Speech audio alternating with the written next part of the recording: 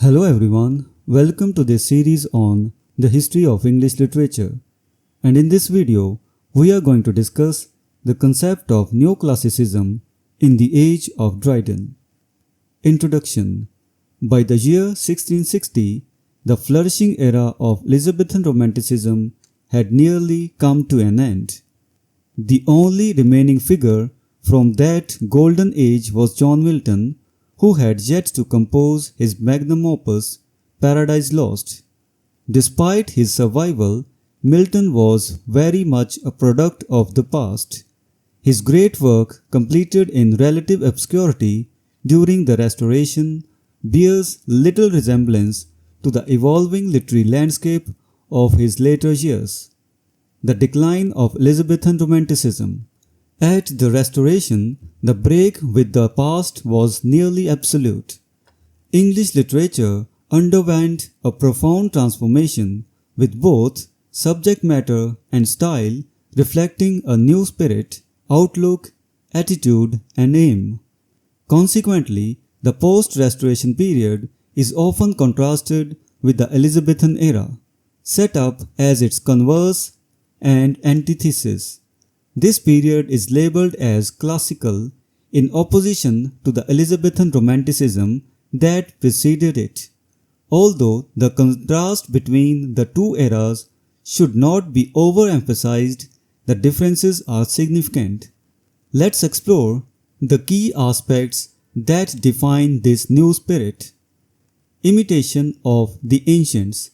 The authors of the post-Restoration period, lacking the genius and originality of the Elizabethans, turned to the great classical writers, particularly those from Latin literature, for guidance and inspiration. This tendency was already noticeable during the time of Dryden and became even more pronounced during the era of Alexander Pope. Pope famously articulated this classical inclination with the line, "Learn hence from ancient rules a just esteem. To copy nature is to copy them." This reverence for ancient rules led to a literary culture that sought to emulate the perceived perfection of classical antiquity. Influence of French literature. The influence of French literature on English writers during the Restoration was profound, largely due to Charles II's years of exile in France. Upon his return to England, Charles brought with him a deep admiration for French culture, which permeated English literature, particularly the drama. Comedy, the most prolific literary form of the Restoration, was heavily influenced by French models, with Molière being the most notable figure whose work left a lasting impact. In the realm of tragedy, French and classical influences combined to produce a new form known as the heroic play. Dryden's Trianic Love is an excellent example in this genre, which fused the formal qualities of French drama with classical themes. The correct school. While the Elizabethans also drew upon the works of ancient authors, they did so with a sense of freedom and joy, adapting classical influences to suit their own creative needs. In contrast, the writers of the new classical school adhered to a more rigid and restrained approach.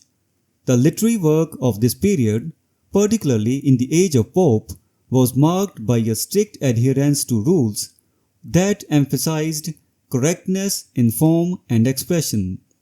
Pope expressed this sentiment with the lines, "Those rules of old discovered, not devised, are nature still, but nature methodized." This emphasis on correctness meant avoiding excessive enthusiasm, maintaining moderate opinions expressed in a moderate manner, and focusing on precision in poetic technique. The goal was to emulate the style of the Latin classics with a particular emphasis on method and order. John Dryden's legacy. Dryden, though not entirely conforming to this ideal, still embodied the new classical tendencies. Dr. Samuel Johnson famously applied the term Augustine to Dryden, drawing a parallel between Dryden's contributions to English literature and Augustus's transformation of Rome from a city of brick to one of marble.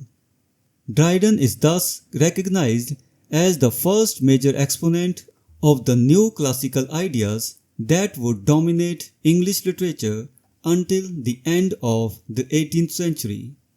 Conclusion: the new classicism of the post-Restoration period marked a significant departure from the exuberant and free-spirited romanticism of the Elizabethan age. Influenced by both ancient classical texts and contemporary French literature, the writers of this era adopted a more restrained and methodical approach to their craft. This shift toward correctness and imitation laid the groundwork for the literary developments that would define English literature for generations to come, with figures like Dryden and Pope leading the charge into a new era of Augustan refinement and order. So this was the discussion on the concept of neoclassicism in the age of Dryden. We will meet in the next video and discuss some other topic. Until then, goodbye and thank you.